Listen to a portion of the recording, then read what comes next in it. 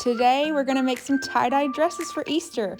One for myself, I'm gonna make one for my daughter, so we're matching. And here I'm just getting my station ready, everything's set up, and I'm twisting and rolling up my dress, putting rubber bands where the tiers are naturally occurring so we keep that color separate as we can.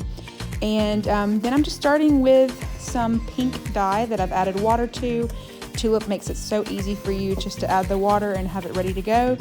I'm noticing the color is a little brighter than I want, so I do add water as I go to kind of help everything bleed together and give it sort of a lighter look.